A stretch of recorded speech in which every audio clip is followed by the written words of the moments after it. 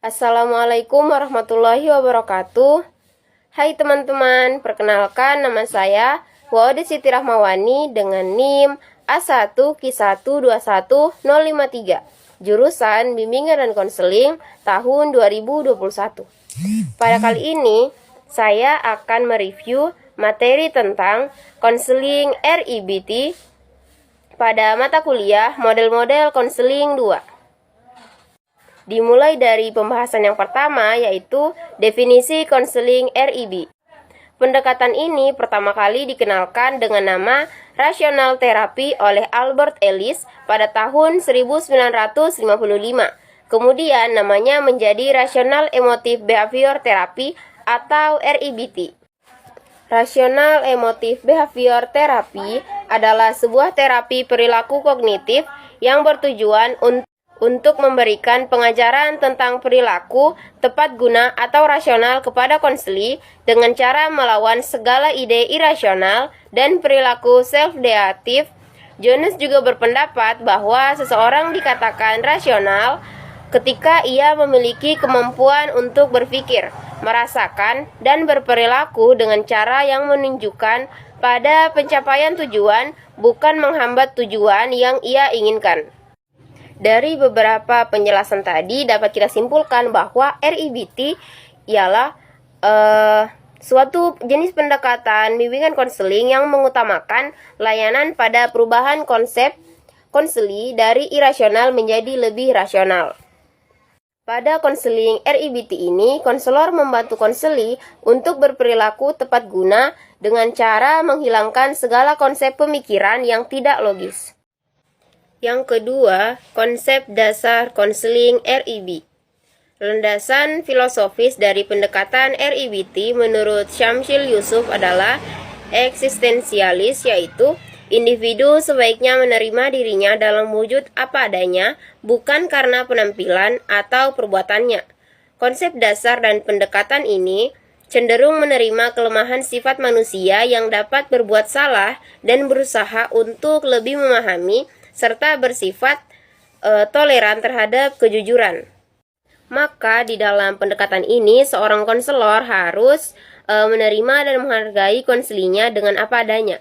Terdapat 3 hipotesis fundamental dari Ellis. Pertama, berpikir dan beremosi memiliki kaitan yang erat. Kedua, berpikir dan beremosi sangat saling berkaitan dan biasanya saling menyertai satu sama lain, seperti hukum sebab akibat, sehingga pikiran seseorang akan menjadi emosinya dan emosinya akan menjadi pikirannya tersebut. Ketiga, berpikir dan beremosi sering berbentuk self-talk dan semua kalimat yang selalu seseorang katakan kepada dirinya, itulah yang akan menjadi pikiran dan emosinya. Jadi dapat kita simpulkan bahwa segala perilaku dan kesulitan psikis atau emosional yang dialami seseorang sangat berpengaruh oleh kebenaran proses berpikirnya dan berlaku sebaliknya. Semua itu akan terus saling mempengaruhi satu sama lain dan tidak akan dapat dipisahkan. C. Teknik-teknik konseling RIB. Belajar pada hakikat konseling rasional emotif behavior serta tahap-tahap yang dilakukan dalam prosesnya, maka RIB mengembangkan dan mengaplikasikan teknik-teknik khusus konseling. Menurut pengelompokannya, teknik-teknik tersebut terdiri atas yang pertama, teknik emotif eksperiensial atau evokatif. Teknik ini dipakai untuk mengurangi atau menghilangkan gangguan-gangguan emosional atau perasaan yang merusak diri sendiri, self-defeating, yakni yang pertama, teknik assertive training, yaitu teknik yang dipakai untuk melatih, mendorong, dan membiasakan konseling agar secara terus-menerus menyesuaikan dirinya dengan pola perilaku tertentu yang diinginkan. Latihan ini dilakukan secara bertahap sehingga secara langsung perasaan konseli berkurang pada gilirannya akan hilang. Bila pada tahap tertentu konselor Teknik yang kedua yaitu teknik sosiodrama. Pada teknik ini bertujuan untuk mengekspresikan berbagai jenis perasaan yang menekan konseli, terutama pada perasaan-perasaan negatif yang dialaminya, melalui suatu suasana yang didramatisasikan sehingga konseli bebas mengungkapkan dirinya sendiri secara lisan, tulis, maupun melalui gerakan-gerakan yang dramatis. Teknik ini digunakan untuk melatih perilaku verbal dan nonverbal yang diharapkan dari siswa. Dengan teknik ini diperlukan seorang konselor yang ahli di bidang bahasa. Yang ketiga, teknik self-modeling. Teknik ini digunakan dengan meminta konseli berjanji atau mengadakan komitmen dengan konselor untuk menghilangkan perasaan atau perilaku tertentu. Dalam teknik ini, modeling ini konseling diminta terus-menerus menghindari dirinya dari perilaku negatif. Yang keempat yaitu teknik imitasi. Teknik ini digunakan di mana konseli diminta untuk menirukan secara terus-menerus suatu model perilaku tertentu dengan maksud mengkonter perilakunya sendiri yang negatif. Selanjutnya B. Teknik-teknik kognitif. Teknik-teknik berikut ini memegang peran utama dalam pendekatan konseling RIB. Teknik ini digunakan untuk mengkonter sistem keyakinan yang irasional konseli, serta perilaku-perilakunya yang negatif. Dengan teknik ini didorong dan dimodifikasi aspek kognitifnya agar dapat berpikir dengan cara rasional dan logis. Dengan demikian, konseli dapat berbuat sesuai dengan sistem nilai yang diharapkan, baik terhadap dirinya sendiri maupun lingkungannya. Yang pertama, homework assessment.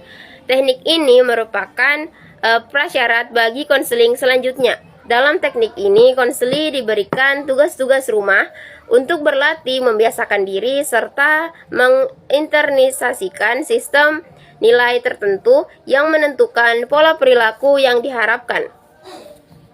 Dengan tugas rumah tersebut, konseli diharapkan dapat mengurangi atau menghilangkan ide-ide ataupun perasaan-perasaan irasional dalam dirinya.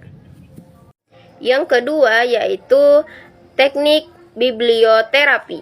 Teknik ini digunakan untuk membangkitkan akar-akar keyakinan yang irasional dan logis dalam diri konseli, serta melatih konseli berpikir secara rasional dan logis dengan mempelajari bahan-bahan yang dipilih dan ditentukan oleh konselor.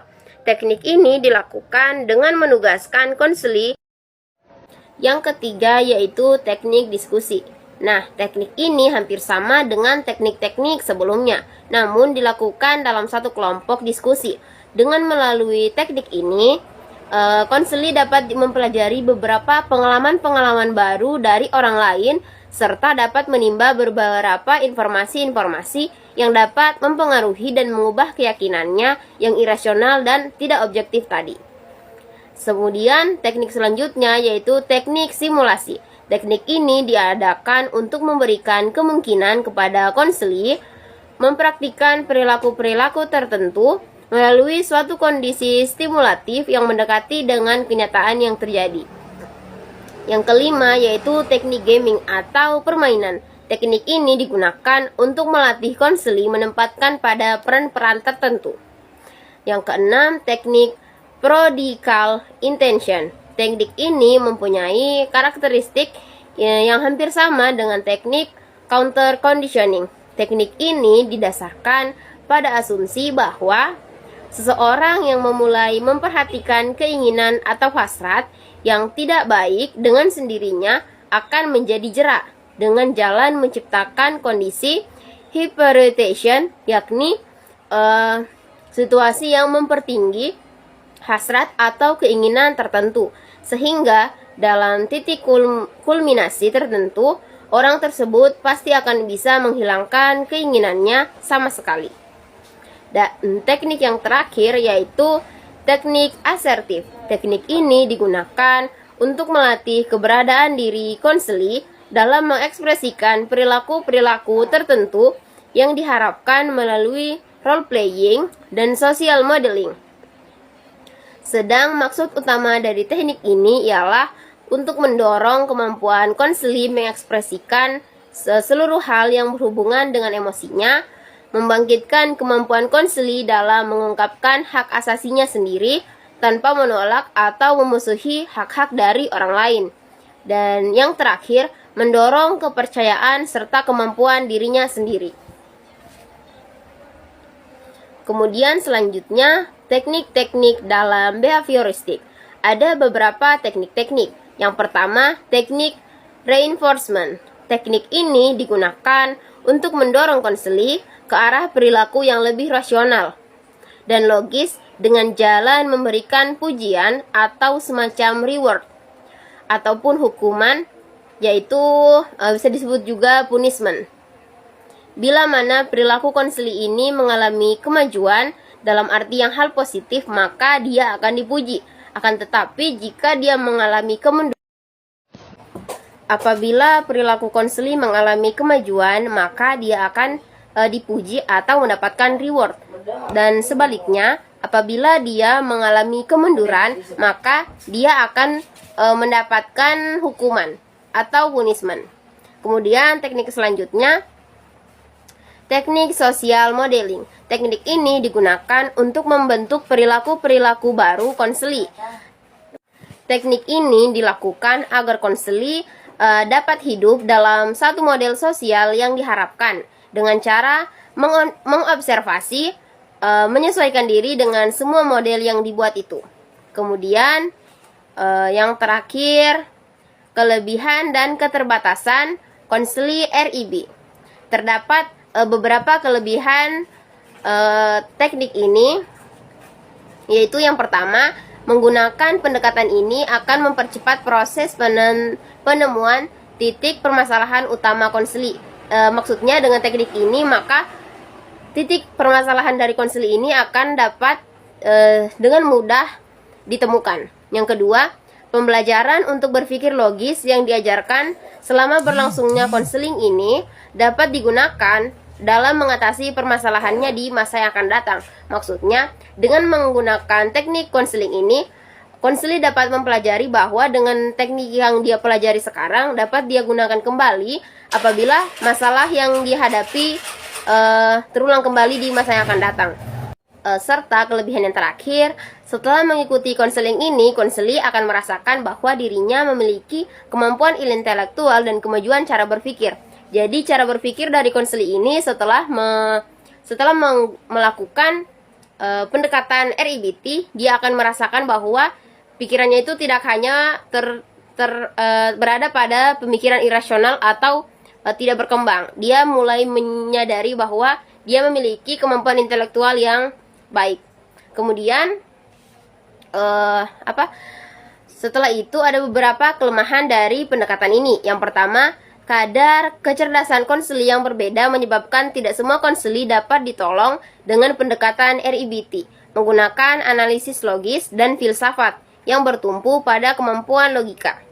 Yang kedua, konseling RIBT tidak memiliki banyak efek manfaat jika diberikan kepada konseli yang sudah putus asa dalam hidupnya dan tidak menginginkan perubahan pada diri atau terlalu bergantung pada emosinya sendiri. Dan kelemahan yang terakhir, konseling RIBT tidak cocok untuk konseli yang sudah berada terlalu jauh dari realita.